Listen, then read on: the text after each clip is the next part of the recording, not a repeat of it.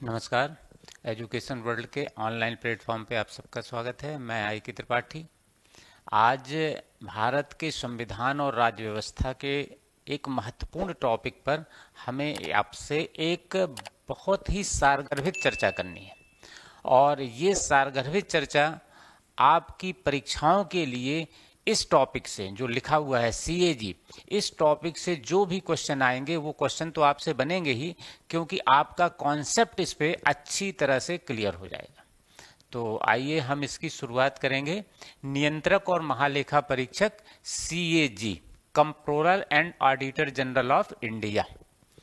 वास्तव में जब हम नियंत्रक और महालेखा परीक्षक शब्द को सुनते हैं, पढ़ते हैं, तो हमारे दिमाग में तुरंत ये बात आती है कि ये पद किस तरह का पद है, और उसका उत्तर हमें मिल जाता है कि ये एक संवैधानिक पद है। भारत के संविधान के अनुच्छेद 148 से 151 तक में इसका प्रावधान किया गया है, और इस पद को स्वतंत्रता प्रदान की गई है। अर्थात भारत के राष्ट्रपति सीएजी की नियुक्ति करते हैं, लेकिन वे सीएजी को पद से नहीं हटा सकते। अर्थात सीएजी राष्ट्रपति के प्रासाद पर्यंत पद पर नहीं रहते, बल्कि इनको उसी तरह से पद से हटाया जाता है जिस तरह से सर्वोच्च न्यायालय के न्यायाधीश को।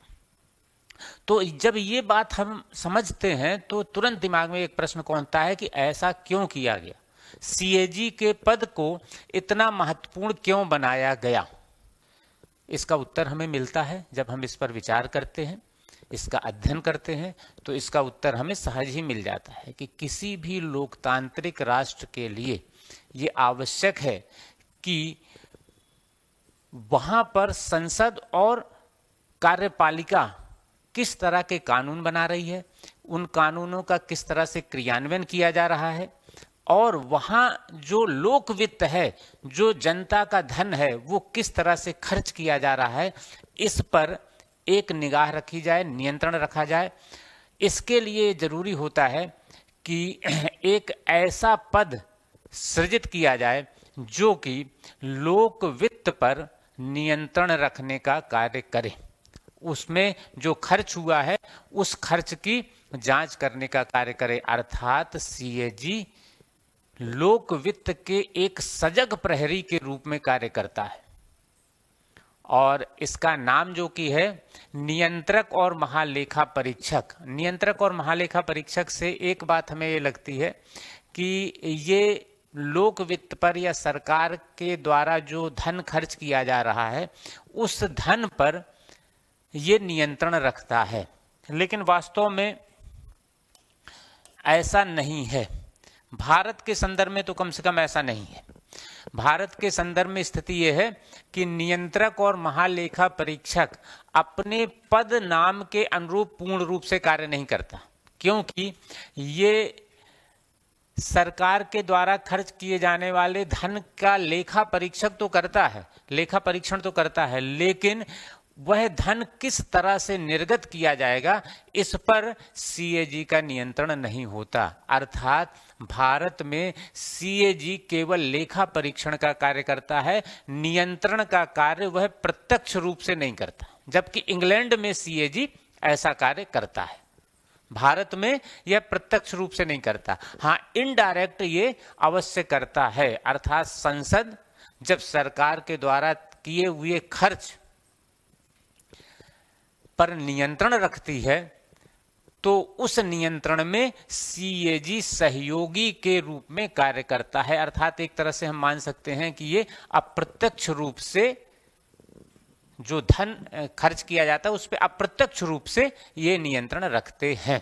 कैसे नियंत्रण रखते हैं, इन चीजों पे हम आगे चर्चा करेंगे। तो सीएजी पे चर्चा करने के लिए हम क्या समझते हैं कि यह एक संवैधानिक पद है। सीएजी का पद एक संवैधानिक पद है। इसका उल्लेख भारत के संविधान के भाग 5 के अध्याय 5 में अनुच्छेद 148 से 151 तक में किया गया है। यह संवैधानिक पद है क्योंकि इसका उल्लेख भारत के संविधान में है, भारत के संविधान के प्रावधानों के अनुरूप इस पद का सृजन किया गया है। तो इस तरह से हमें सीएजी को समझने के लिए कुल 4 अनुच्छेदों पर विचार करना होगा। वो 4 अनुच्छेद कौन कौन से हैं? 148, 149, 150 और 151। इन पर हमें चर्चा करनी होगी। तो आइए इस चर्चा की हम शुरुआत कर लेते हैं। अनुच्छेद 148, अनुच्छेद 148, अनुच्छेद 148 एक में क्या लिखा गया है कि राष्ट्रपति अपने हस्ताक्षर और मुद्रा के द्वारा अधिपत्र से सीएजी की नियुक्ति करेंगे। इसमें सीएजी की नियुक्ति के संबंध में प्रावधान है और क्या लिखा गया है कि राष्ट्रपति, इस अनुच्छेद में क्या लिखा गया है? राष्ट्रपति अपने हस्ताक्षर और मुद्रा के द्वारा, हस्ताक्षर और मुद्रा के द्वारा अधिपत्र से सीएजी नियंत्रक और महालेखा परीक्षक की नियुक्ति करेंगे। और कैसे करेंगे? अधिपत्र के द्वारा। इसका मतलब क्या है कि सीएजी की नियुक्ति के संदर्भ में वारंट जारी किया जाता है। लिखा गया है वारंट के द्वारा करेंगे। आप ध्यान रखिएगा, राष्ट्रपति बहुत से पदों पर नियुक्तियां करते हैं, लेकिन उनमें से कुछ ही पद ऐसे हैं जिनकी नियुक्ति वारंट के द्वारा होती है, हस्ताक्षर और मुद्रा के द्वारा जारी अधिपत्र या वारंट के द्वारा होती है। और सीएजी इतना महत्वपूर्ण पद है कि सीएजी की नियुक्ति राष्ट्रपति वारंट जारी करके करते हैं। अनुच्छेद 148 एक में लिखा गया है। इसी अनुच्छेद में लिखा है कि सीएजी को उसी प्रक्रिया और उसी रीत के द्वारा पद से हटाया जा सकेगा जिस प्रक्रिया और रीत से सर्वोच्च न्यायालय के न्यायाधीशों को हटाया जाता है। सर्वोच्च न्यायालय के न्यायाधीशों को, अर्थात इसका मतलब क्या हुआ? सर्वोच्च न्यायालय के न्यायाधीशों को पद से किस तरह से हटाया जाता है? अनुच्छेद 124(4) में उल्लेखित प्रक्रिया के द्वारा। और इस पर हमने एक वीडियो बनाया है, आप उसको देख लिए होंगे। अगर जिसने नहीं देखा होगा उसे देख सकते हैं। राष्ट्रपति पर महाभियोग। और राष्ट्रपति पर महाभियोग पढ़ाते हुए, समझाते हुए हमने सर्वोच्च न्यायालय के न्यायाधीशों को पद से किस प्रकार से हटाया जाता है इसको भी समझाया है। और दोनों के मध्य क्या अंतर है, अर्थात महाभियोग की प्रक्रिया और सर्वोच्च न्यायालय के न्यायाधीशों को पद से हटाने की प्रक्रिया में क्या अंतर है, इसको भी हमने समझाया है। तो आप उसको देख लीजिएगा, वहां पर हमने विस्तार से बताया है कि सर्वोच्च न्यायालय के न्यायाधीशों को पद से कैसे हटाया जाता है। और यहां पर हमें इसको संक्षेप में समझ लेना है, क्योंकि सर्वोच्च न्यायालय के न्यायाधीशों को जिस तरह से पद से हटाया जाता है उसी तरह से सीएजी को पद से हटाया जाएगा। तो ये प्रक्रिया कैसी होगी? इसका आधार क्या बनता है? इसका आधार बनेगा साबित कदाचार या असमर्थता। साबित कदाचार या साबित असमर्थता, हम संक्षेप में लिख दे रहे हैं असमर्थता। इन दो आधारों पर सर्वोच्च न्यायालय के न्यायाधीशों को पद से हटाया जाता है और इसी आधार पर नियंत्रक और महालेखा परीक्षक को भी पद से हटाया जा सकता है। और फिर पद से हटाने की प्रक्रिया कैसी होती है? संसद के दोनों सदनों के विशेष बहुमत से पारित प्रस्ताव पर राष्ट्रपति के हस्ताक्षर द्वारा, अर्थात ऐसा प्रस्ताव संसद के दोनों सदनों के विशेष बहुमत से पारित होना चाहिए, अलग अलग पारित होना चाहिए, उसके लिए संयुक्त अधिवेशन नहीं हो सकता। और उसी सत्र में वह राष्ट्रपति के समक्ष रखा जाना चाहिए। और जब राष्ट्रपति हस्ताक्षर करेंगे तो सर्वोच्च न्यायालय के न्यायाधीश पद से हटेंगे और ठीक इसी प्रक्रिया से सीएजी को हटाया जाता है। इसका मतलब क्या हुआ? सीएजी की नियुक्ति भारत के राष्ट्रपति करते हैं, लेकिन सीएजी राष्ट्रपति के प्रासाद पर्यंत पद पर नहीं रहते, उन्हें संसद के दोनों सदनों के विशेष बहुमत से पारित प्रस्ताव पर ही पद से हटाया जा सकता है। तो ये चीज यहां क्लियर हो गई। अब अगला अनुच्छेद जो है वो क्या बताता है कि सर्वोच्च न्यायालय सीएजी, अनुच्छेद 148(2), ये क्या बताता है कि सीएजी नियंत्रक और महालेखा परीक्षक पद ग्रहण करने से पहले राष्ट्रपति के समक्ष शपथ ग्रहण करेंगे और राष्ट्रपति के समक्ष शपथ जो ग्रहण करेंगे उसका प्रारूप तीसरी अनुसूची में दिया है। अनुच्छेद 148(2) में उनकी शपथ का उल्लेख है कि वे शपथ लेंगे और ये शपथ राष्ट्रपति के समक्ष लेंगे और इसका प्रारूप तीसरी अनुसूची में, प्रारूप तीसरी अनुसूची में। और सीएजी किस चीज की शपथ लेते हैं? किस चीज की शपथ लेते हैं?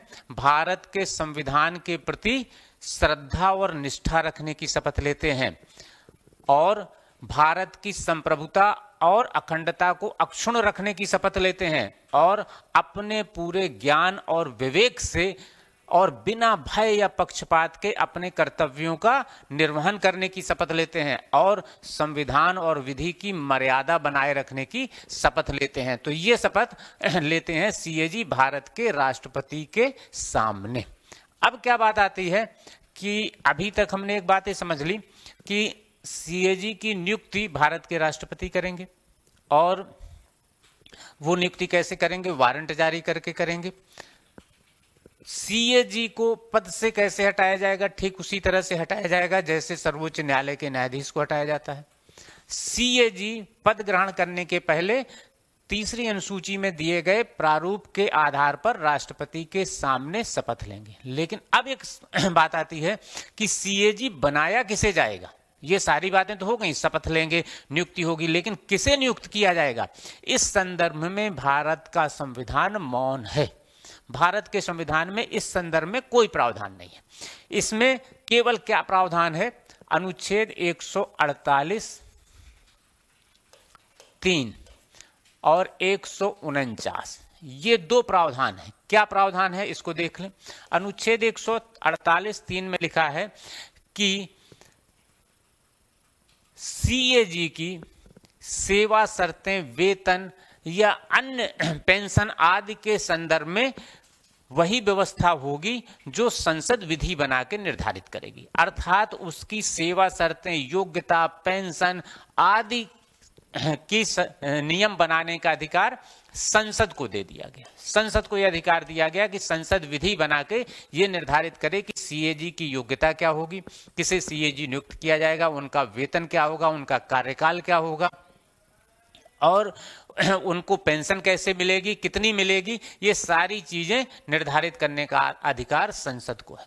और अनुच्छेद 149 में क्या है? अनुच्छेद 149 में है कि सीएजी का कर्तव्य, उनकी शक्तियां, इन सभी संदर्भों में विधि बनाने का अधिकार संसद को होगा। संसद इन सब के लिए विधि बनाएगी।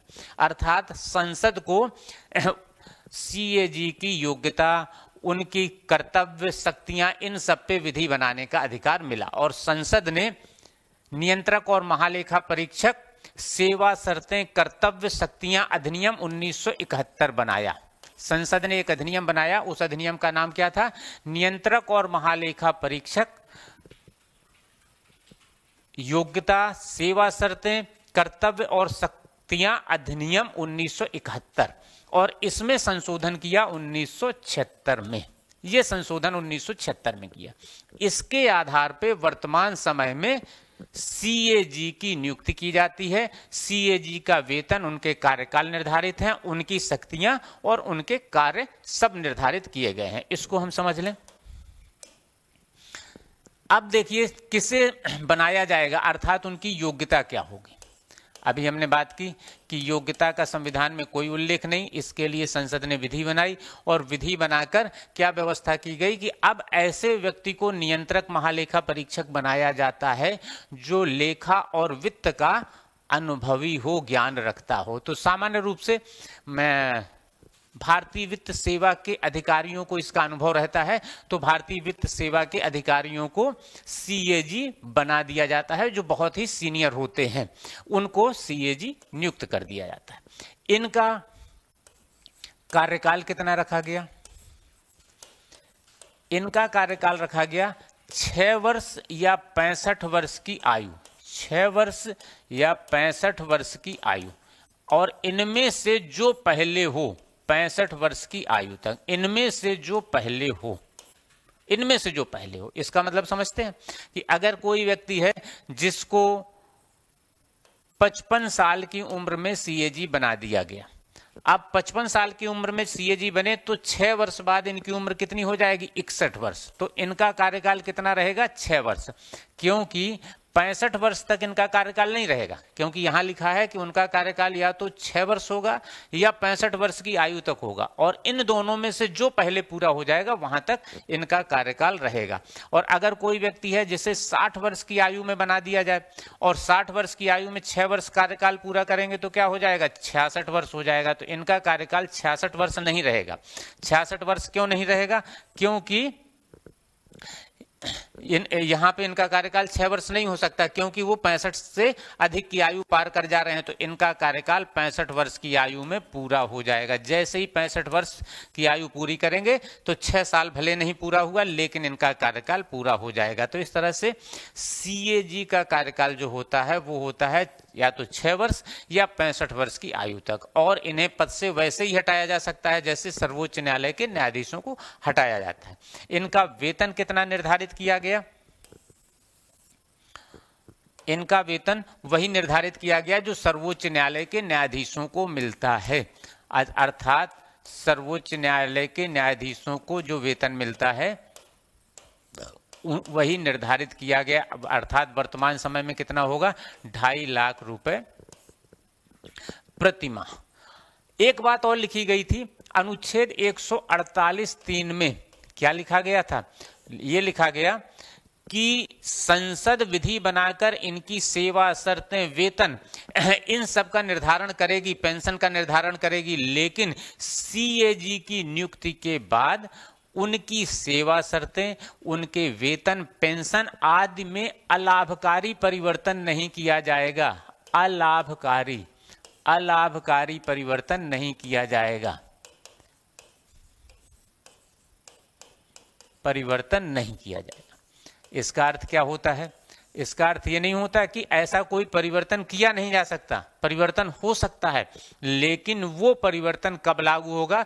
जब अगले सीएजी की नियुक्ति होगी। जिस सीएजी को नियुक्त कर दिया गया उसके वेतन में कोई कटौती नहीं हो सकती, उसके पेंशन में कोई कटौती नहीं हो सकती। वो जितनी निर्धारित थी उतनी ही रहेगी, और जो भी परिवर्तन होगा वो परिवर्तन अगले सीएजी जो नियुक्त होंगे उनके लिए होगा। इनके वेतन, भत्ते, पेंशन में कोई ऐसा परिवर्तन नहीं होगा जो अलाभकारी हो। अर्थात लाभकारी परिवर्तन हो सकता है। इसका मतलब है कि सीएजी के वेतन में वृद्धि की जा सकती है, कमी नहीं की जा सकती। उनकी पेंशन में वृद्धि की जा सकती है, कमी नहीं की जा सकती, क्योंकि वृद्धि का मतलब लाभकारी परिवर्तन है। तो परिवर्तन हो सकता है। इस बात को ध्यान रखिएगा कि ऐसा नहीं है कि परिवर्तन नहीं हो सकता। परिवर्तन हो सकता है, लेकिन ऐसा परिवर्तन होगा जो लाभ पहुंचाने वाला हो, जो हानि पहुंचाने वाला हो वैसा परिवर्तन नहीं होगा। ये अनुच्छेद 148(3) में ही प्रावधान कर दिया गया। अब इनका जो वेतन होता है वो वेतन और पेंशन कहां से दिया जाता है? भारत की संचित निधि पर भारित होगा। इसे लिखा गया है भारत की संचित निधि पर भारित होगा, पर भारित होगा।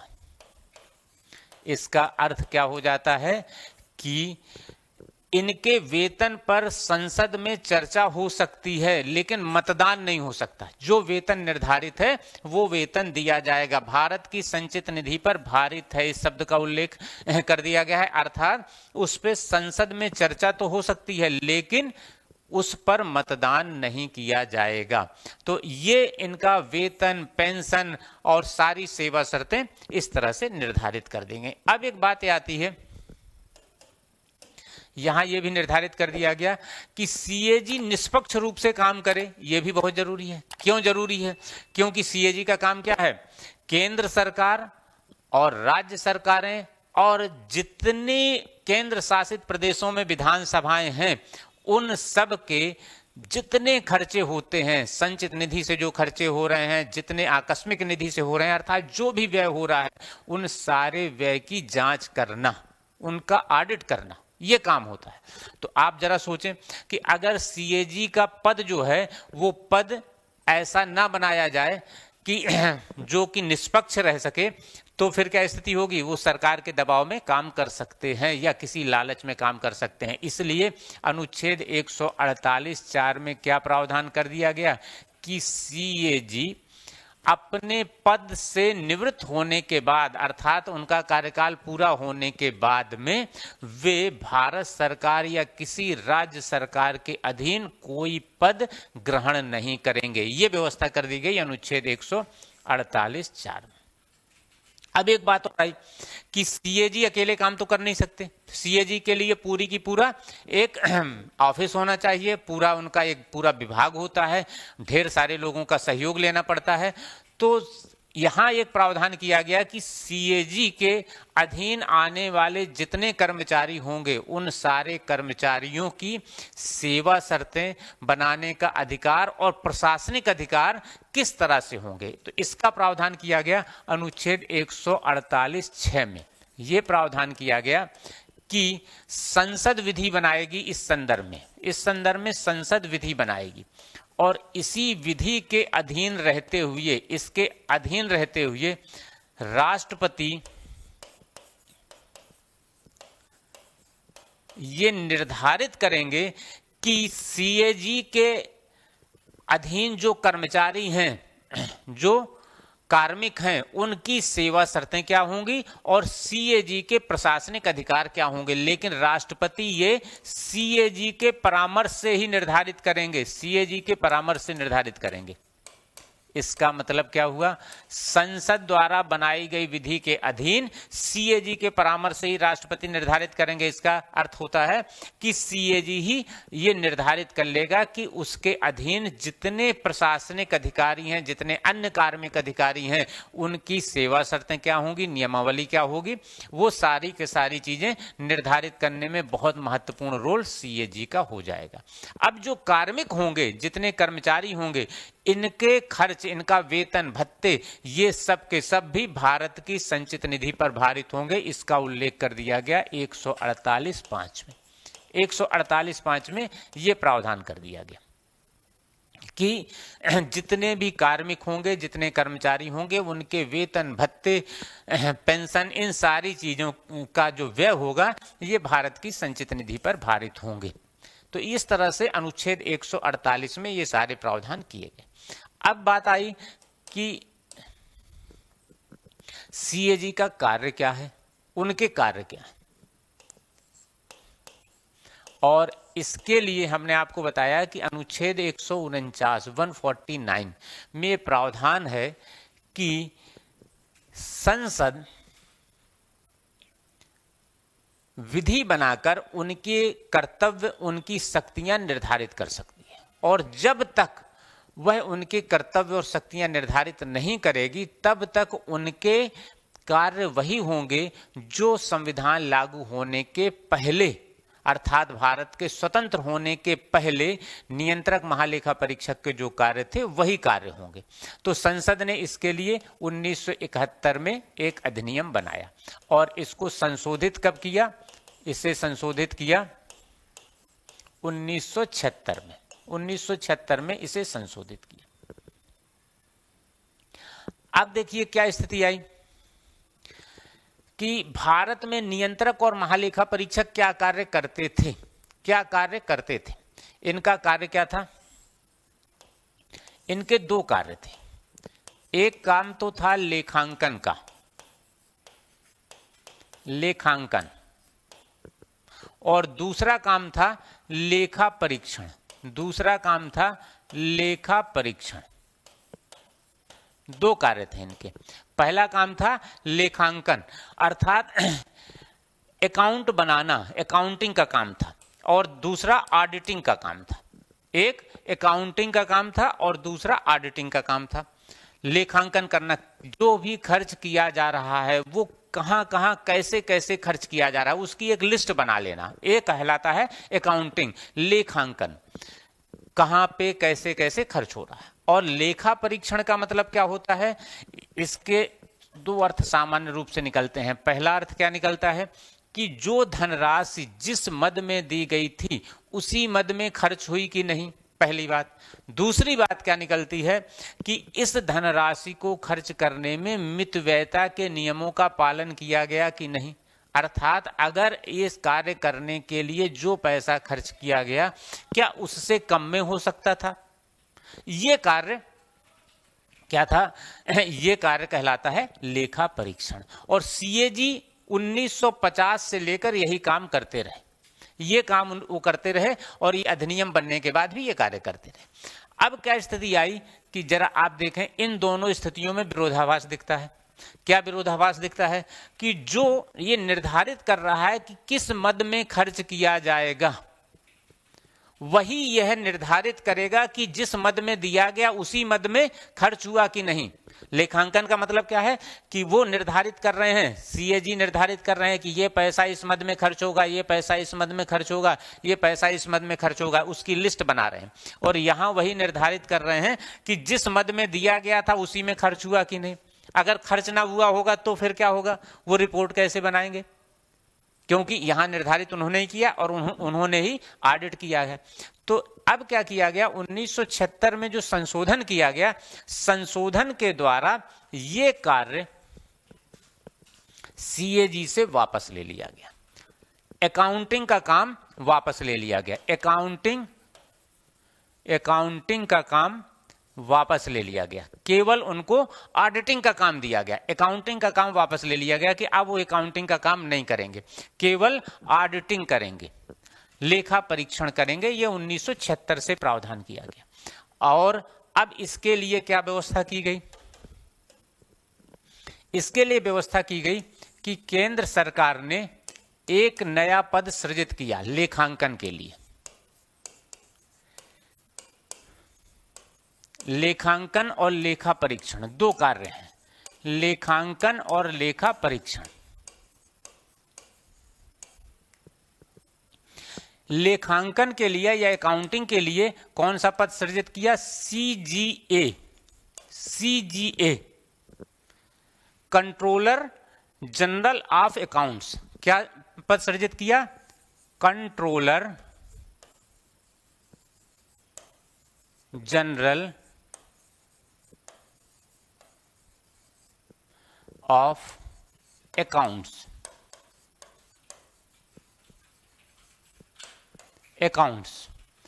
Controller general of accounts. इनका काम क्या था, इनका काम पूरा लेखांकन करना था। सरकार जो पैसा खर्च कर रही है उस पैसे का लेखांकन करना है, अकाउंटिंग करनी है कि ये पैसा किस किस मद में खर्च किया जाएगा। और CAG, controller and auditor general of India, CAG, controller and auditor general of India का काम क्या था कि ये पैसा उस मद में खर्च हुआ कि नहीं हुआ, ये इसकी जांच करना और अपनी रिपोर्ट तैयार करना। तो ये जो सीजीए का पद बनाया गया, ये पद संवैधानिक पद नहीं है, ये पद संवैधानिक पद नहीं है। यह पद वित्त मंत्रालय के अधीन एक पद है, अर्थात ये पद वित्त मंत्रालय के अधीन कार्य करता है। वित्त मंत्रालय का जो व्यय विभाग है उस व्यय विभाग के अंतर्गत ये काम करता है। सीएजी का पद संवैधानिक पद है, संवैधानिक पद।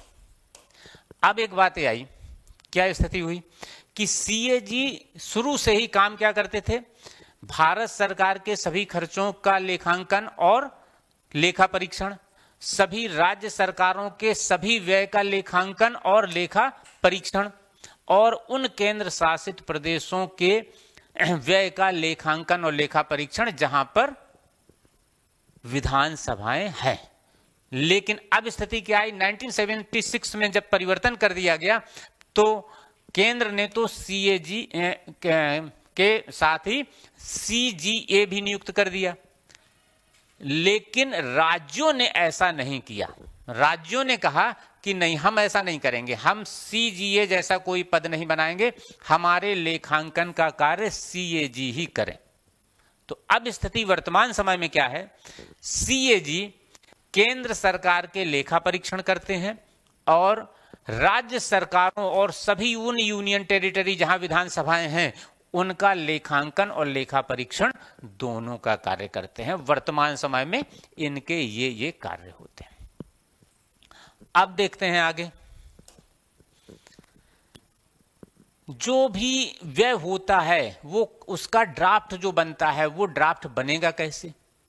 ये ड्राफ्ट बनाने की जिम्मेदारी वास्तव में राष्ट्रपति की है, लेकिन राष्ट्रपति क्या करते हैं कि राष्ट्रपति सीएजी को ये कार्य देते हैं, उनके परामर्श से ऐसा करते हैं। अर्थात सीएजी का कार्य उस ड्राफ्ट को भी बनाना है जिसके अनुसार ये सब व्यय किस तरह से किए जाएंगे ये निर्धारित करना है। और इसका प्रावधान कहां किया गया? अनुच्छेद 150 में। 150 में प्रावधान किया गया कि उसका ड्राफ्ट या प्रारूप सीएजी बनाएंगे, वो राष्ट्रपति को सलाह देंगे, अर्थात सीएजी ही वास्तव में उस कार्य को करेंगे। ये अनुच्छेद 150 में प्रावधान किया गया। अब एक बात आती है जो चर्चा हमने शुरू में की थी कि सीएजी वास्तव में लोक वित्त का सजग प्रहरी है। वह उसका नाम है नियंत्रक और महालेखा परीक्षक, लेकिन भारत में सामान्य रूप से वो महालेखा परीक्षण का कार्य करता दिखाई देता है। जो व्यय किया जाता है उसके लिए जो धन निर्गत होता है, जो धन जारी किया जाता है, उस पर उसका कोई प्रत्यक्ष नियंत्रण नहीं दिखाई देता, लेकिन अप्रत्यक्ष रूप से वह नियंत्रण दिखाई देता है। कैसे? अब यहां आए अनुच्छेद 151 पे। 151 एक में क्या लिखा है? 151 एक में लिखा है कि सीएजी अपनी रिपोर्ट राष्ट्रपति को देंगे और वे उसे संसद के दोनों सदनों में रखवाएंगे। 151 2 में लिखा है सीएजी राज्यों के व्यय संबंधी अपनी रिपोर्ट राज्यपाल को देंगे और उसे वो संसद विधान मंडलों में रखवाएंगे। तो अब हम यहां पर आ जाएं अनुच्छेद 151 एक में। यहां पर सीएजी ने अपनी रिपोर्ट किसे दी? सीएजी ने अपनी रिपोर्ट दी राष्ट्रपति को, और राष्ट्रपति ने इस रिपोर्ट को कहां रखवाया? इसे रखवाया संसद में, संसद के दोनों सदनों में। और संसद में जब रिपोर्ट रखी जाती है तो इस रिपोर्ट का अवलोकन और इसकी जांच या इसका अध्ययन कौन करता है? लोक लेखा समिति, पब्लिक अकाउंट्स कमेटी। लोक लेखा समिति, पब्लिक अकाउंट्स कमेटी। लोक लेखा समिति जो होती है, लोक लेखा समिति, लोक लेखा समिति जो होती है ये कितने सदस्य रहती है? 22 सदस्य, 22 सदस्य रहती है। अब देखिए ये 22 सदस्य कैसे बनते हैं? आप जानते हैं 15 लोकसभा से और 7 राज्यसभा से। और लोक लेखा समिति का जो हेड होता है, जो अध्यक्ष होता है, वो विपक्ष का नेता होता है। लोक लेखा समिति का अध्यक्ष विपक्ष का नेता होता है। अब एक बात ये देखिए कि लोक लेखा समिति सीएजी की रिपोर्ट के आधार पर अपनी बात आगे बढ़ाती है, अर्थात इसका अध्ययन करती है वो। और अगर सीएजी की रिपोर्ट में किसी तरह की कमी हुई तो आप देख लीजिए लोक लेखा समिति का जो अध्यक्ष है वो विपक्ष का नेता है, नेता प्रतिपक्ष है, तो क्या वो कभी शांत रहेगा? वो तुरंत इस बात को निकालेगा कि यहाँ ये खर्च गलत ढंग से हुआ है, यहाँ खर्च इस तरह से नहीं हुआ होना चाहिए, इसमें ज्यादा खर्च कर दिया गया। अगर तनिक सी भी कमी होगी तो वो उसे जरूर बोलेगा, वो नहीं रुकेगा। और लोक लेखा समिति इस पर सरकार से जवाब मांग लेगी, निश्चित रूप से मांग लेगी जवाब। तो इस तरह से क्या हुआ? सीएजी जो है वो वास्तव में क्या है? ये संसद के प्रति, सीएजी संसद का एजेंट बन जाता है, संसद का प्रतिनिधि बन जाता है, क्योंकि वो अपनी रिपोर्ट जो देता है वो संसद तक ही पहुंचती है। संसद उसकी रिपोर्ट के आधार पे, लोक लेखा समिति उसकी जांच करती है, उसके आधार पे सरकार से जवाब मांगती है कि आपने ये जो धन खर्च किया है ये किस तरह से किया है। तो इस तरह से सीएजी जो होता है वह संसद का प्रतिनिधि या संसद का एजेंट होता है, और वह एक तरह से संसद के प्रति ही जवाबदेह होता है। दूसरी बात है, लोक लेखा समिति को अगर सीएजी की रिपोर्ट में किसी भी प्रकार से कोई चीज समझ में नहीं आ रही है तो वो सीएजी को बुलाती है और सीएजी से उस पर चर्चा करती है। और जब लोक लेखा समिति किसी प्रकार का निर्णय लेती है, किसी तरह का कार्य करती है, तो भी वह सीएजी से सलाह मशविरा करती है। इसीलिए सीएजी को क्या कहा जाता है? लोक लेखा समिति का मार्गदर्शक और मित्र भी कहा जाता है, क्योंकि वह हमेशा लोक लेखा समिति के साथ में तालमेल बनाकर कार्य करता है। तो इस तरह से क्या स्थिति दिखाई देती है कि सीएजी राष्ट्रपति के प्रासाद पर्यंत कार्य नहीं करता, वो राष्ट्रपति के एजेंट के रूप में कार्य नहीं कर रहा है, वो वास्तव में संसद के एजेंट के रूप में कार्य कर रहा है, क्योंकि उसकी रिपोर्ट की जांच संसद ही कर रही है, लोक लेखा समिति कर रही है। तो वास्तव में सीएजी का पद बहुत ही महत्वपूर्ण पद हो जाता है। क्यों हो जाता है? क्योंकि वो सरकार के द्वारा किए गए किसी भी प्रकार के व्यय, चाहे वो संचित निधि से किए गए, आकस्मिक निधि से किए गए, या कोई भी जो व्यय किया गया है, उन सारे व्यय का वो ऑडिट करता है और ऑडिट करके अपनी रिपोर्ट राष्ट्रपति को देता है, जिसको कि वे संसद के दोनों सदनों में रखेंगे। ये संवैधानिक प्रावधान है कि राष्ट्रपति संसद के दोनों सदनों में रखेंगे। तो इतने महत्वपूर्ण पद को वास्तव में कुछ स्वतंत्रता अवश्य मिलनी चाहिए थी। ये भारत के संविधान निर्माता इसके महत्व को समझते थे और इसलिए उन्होंने सीएजी के पद को स्वतंत्र बनाया, सरकार के नियंत्रण से मुक्त बनाया। और ये स्वतंत्रता कहां कहां दिखाई देती है, इसको हम समझ लें। सबसे पहली बात ये दिखाई देती है कि जो अनुच्छेद 148(4) में लिखा है कि वे अपने पद से मुक्त होने के बाद, अर्थात कार्यकाल पूरा होने के बाद, राज्य सरकार या केंद्र सरकार के अधीन कोई पद धारण नहीं करेंगे। कोई भी पद धारण नहीं करेंगे। पद धारण नहीं करेंगे किसके अधीन? केंद्र सरकार या राज्य सरकार के अधीन पद धारण नहीं करेंगे। ये अनुच्छेद 148(4) में लिखा है। दूसरी बात है 148(1) में क्या लिखा है? उन्हें उसी प्रकार से पद से हटाया जाएगा जिस प्रकार से सर्वोच्च न्यायालय के न्यायाधीशों को हटाया जाता है। अर्थात वे राष्ट्रपति के प्रासाद पर्यंत पद पर नहीं रहते, प्रासाद पर्यंत नहीं, बल्कि ये एक स्वतंत्र संवैधानिक पद है और वे संसद के दोनों सदनों के विशेष बहुमत से पारित प्रस्ताव के बिना पद से नहीं हटाया जा सकता। तीसरी स्वतंत्रता उनको क्या दी गई है कि उनके कार्यकाल के दौरान उनके सेवा शर्तें, पेंशन, वेतन, इनमें कोई अलाभकारी परिवर्तन नहीं किया जा सकता। अलाभकारी परिवर्तन नहीं किया जा सकता। इस तरह से सीएजी स्वतंत्र रूप से अपना कार्य कर सकते हैं, क्योंकि उन्हें पद की भी सुरक्षा दी गई है और उन्हें किसी भी प्रकार का लालच नहीं दिया जा सकता, क्योंकि वे वास्तव में केंद्र सरकार या राज्य सरकार के अधीन कोई पद ग्रहण ही नहीं करेंगे। तो उन्हें किसी भी प्रकार का लालच भी नहीं दिया जा सकता और उन्हें राष्ट्रपति के प्रासाद पर्यंत पद पे नहीं है, अर्थात सरकार उन्हें पद से हटा भी नहीं सकती है और उनके वेतन में कमी भी नहीं कर सकती है। तो इस तरह से ये सीएजी पे एक सामान्य चर्चा हमने की, लेकिन ये सामान्य चर्चा न होकर वास्तव में एक विशेष चर्चा है, बड़ी सारगर्भित चर्चा है और इससे आपका कॉन्सेप्ट क्लियर हो गया होगा सीएजी के संदर्भ में, और आपको परीक्षाओं में इससे संबंधित जो प्रश्न आएंगे उनको हल करने में आप सफल रहेंगे। तो इसी तरह के और भी वीडियो देखने के लिए आप हमारे चैनल को सब्सक्राइब कर लें, हमारे ऐप को डाउनलोड कर लें। तो हम विभिन्न विषयों पर एक एक लेक्चर लेके आपको वीडियो इस पे जारी करते रहेंगे और आप उसका लाभ लेते रहेंगे। तो अगर ये क्लास आपको अच्छी लगी हो तो इसको लाइक कर दें, शेयर कर दें।